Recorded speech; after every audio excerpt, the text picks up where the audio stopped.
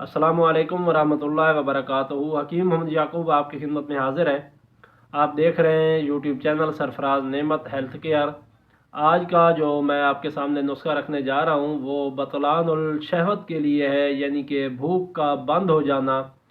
ये जो अलामत है ये काफ़ी ज़्यादा परेशान कौन होती है, काफ़ी ज़्यादा परेशानी होती है, क्योंकि जो भूख होती है वो बंद हो जाती है। किसी चीज़ को खाने को दिल नहीं करता, कोई चीज़ देखी जाए तो उबकाइयाँ उल्टी महसूस होने लग जाती है। तो उसके लिए ये काफ़ी ज़्यादा परेशानी का बायस होती है कि अगर आपको भूख भी नहीं लग रही और आपका जो जिस्म है वो भी कमज़ोर हो रहा है, तो इसके लिए इलाज की ज़रूरत होती है। तो मैंने आज सोचा कि आपके सामने इस अलामत के लिए भी नुस्खा रखा जाए, ताकि आपको इससे काफ़ी ज़्यादा फ़ायदा होगा।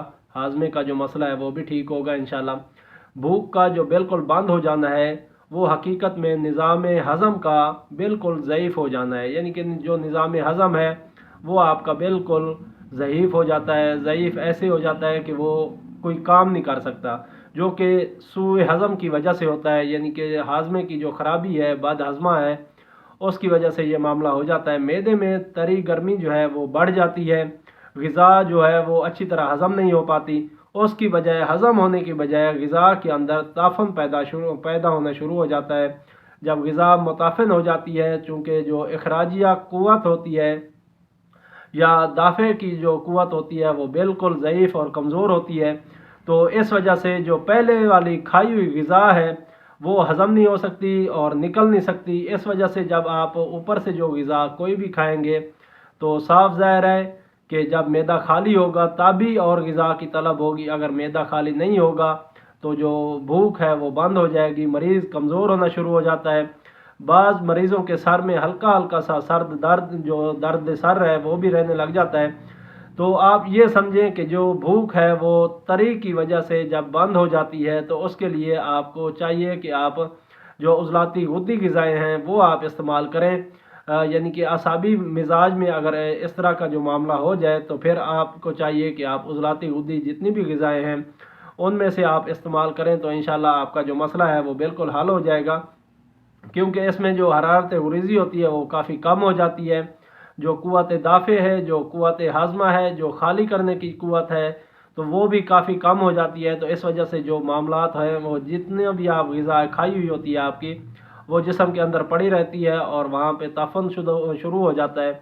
उसी ताफ़न की वजह से जो दिमाग है वो भी बेचैन रहता है और जिस्म के अंदर जो एक तलब होनी चाहिए ग़िज़ा की, जब पेट भरा हुआ होगा तो ग़िज़ा की तलब भी नहीं होगी। तो इस वजह से ये मामलात काफ़ी ज़्यादा परेशानी का बायस बनते हैं।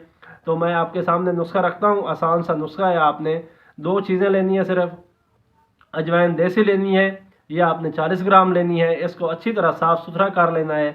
साफ़ सुथरा करके इसके अंदर मट्टी कंकर वगैरह होते हैं, तो इसको झाड़ फूँक करके आपने साफ़ करके उसके अंदर आपने तेज़ाब गंधक ये आपने 1 तोला लेना है, यानी कि 10 ग्राम ये आपने उसके अंदर डाल देना है और किसी चम्मच वगैरह के साथ या किसी साफ़ लकड़ी के साथ इसको अच्छी तरह हिला लेना है, ताकि जो अजवाइन है वो सारी अजवाइन को ये जो तेज़ाब है ये लग जाए। अगर आप इसको पीस लें पहले अजवाइन को तो बेहतर है, अगर साबित डालना चाहें तो साबित भी डाल सकते हैं, कोई मसला नहीं है। तो आप इसको अच्छी तरह मिला लें और किसी जो खुले बर्तन मुँह वाला बर्तन हो, कोई शीशी हो, उसके अंदर आप इसको रख दें। 4-5 दिन इसको पड़ा रहने दें। इसको आप हिलाते रहें, लेकिन 4-5 दिन के बाद आप इसको बाद में निकाल लें। जब आप निकालेंगे इसको तो फिर इसको आपने खुश्क करना है, हवा में रख के, छाँव में रख के इसको अच्छी तरह खुश्क कर लेना है। खुश्क करने के बाद अगर आपने गोलियां बनानी है तो इसके अंदर हल्का सा पानी डालना है, इतना पानी डालना है कि ये गोली बनाने के काबिल हो जाए। अगर गोली नहीं बनानी, कैप्सूल भरने हैं तो कैप्सूल भी भर सकते हैं, अगर वैसे खाना चाहें तो वैसे भी खा सकते हैं। लेकिन आप कोशिश करें अगर गोली बना लें तो बेहतर है, या फिर कैप्सूल भर लें ताकि कोटेड हो जाएगी दवाई, तो फिर आप खा आसानी से सकेंगे। तो जब आप ये गोलियां बना लें या कैप्सूल भर लें 500 mg के, तो एक एक कैप्सूल आपने सुबह दोपहर शाम ताज़ा पानी के साथ इस्तेमाल कर लेना है तो बेहतर है। नहीं तो आप लौंग और दालचीनी का कहवा बना लें हल्का सा, उसके साथ एक एक गोली सुबह दोपहर शाम आप इस्तेमाल करें। इंशाल्लाह 2-3 खुराकों के अंदर ही आपकी जो भूख है वो चमक उठेगी और आपके जो जिस्म से जो मवाद जो रुका हुआ है वो 2-3 दिन के अंदर अंदर खाली होना शुरू हो जाएगा और आपकी जो सेहत है वो लौट जाएगी। आपका जो चेहरा है वो तरोताज़ा हो जाएगा, کیونکہ جب انسان کی بھوک ختم ہو جاتی ہے تو جو چہرہ ہے وہ بھی مرجھا جاتا ہے، جسم اندر کی طرف کھنچا ہوا محسوس ہوتا ہے اور اندر ہی اندر انسان جو ہوتا ہے وہ گمسم سا ہو جاتا ہے۔ تو انشاءاللہ جب آپ اس نسخے کو استعمال کریں گے تو آپ کا چہرہ بھی کھل اٹھے گا اور آپ کی جو طبیعت ہے وہ بہتر ہو جائے گی۔ یہ نظام ہضم کو بیدار کرنے کے لیے اعلیٰ نسخہ ہے، آپ اس کو بنا کے استعمال کر سکتے ہیں۔ اس کے علاوہ اگر آپ کو دست آ رہے ہیں اعصابی مزاج کی وجہ سے، پانی کی زیادتی کی وجہ سے دست آ رہے ہیں، قے آ رہی ہے، الٹی آ رہی ہے، یعنی کہ ہیضہ ہو گیا ہے، کوئی مسئلہ ہو گیا ہے، ایسا معاملہ ہو گیا ہے کہ آپ کو الٹی آ رہی ہے، ہیضہ ہو گیا ہے، کیونکہ جب معدے کے اندر مواد جو ہوتا ہے وہ متعفن ہو جاتا ہے تو جو طبیعت ہے اس کو خارج کرنے کی کرتی ہے، تاکہ یہ جو اس سے جان چھڑائی جا سکے۔ جو چیز اندر زہر بن جائے، جو طبیعت ہوتی ہے قوت مدبرہ بدن، وہ اس کو خارج کرنے کی کوشش کرتی ہے۔